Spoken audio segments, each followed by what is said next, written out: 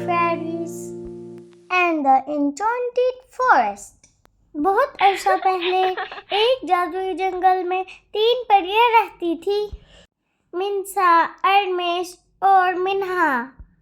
وہ تینوں بہت خوبصورت تھیں۔ ان کے بال اور ان کے پنکھ بہت خوبصورت تھے۔ ان کا دن درختوں کا خیال رکھنے میں اور جانوروں کی مدد کرنے میں اور جنگل کو محفوظ رکھنے میں گزرتا تھا۔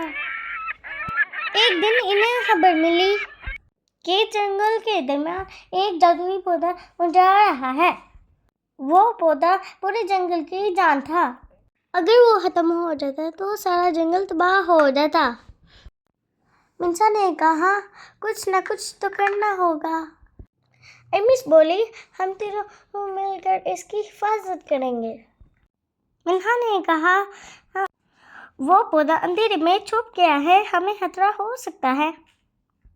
لیکن وہ بولی، جب ہم ایک ساتھ ہوتے ہیں تو کوئی بھی ہمیں نہیں روک سکتا۔ جب وہ پودے کے قریب پہنچی تو دیکھا کہ وہاں ایک بدروح بیٹھی ہے جو نفرت اور حسد سے بھری ہوئی تھی۔ بدروح بولی، تم یہ پودا نہیں بچا سکتی۔ منسا نے نرمی سے کہا، اگر تم اکیلی ہو تو ہم تمہارے دوست بن سکتے ہیں۔ ارمش نے کہا، محبت سے ہر نفرت کو ختم کیا جا سکتا ہے۔ منہا نے آگے بڑھ کر بدروح کو گلے لگا لیا۔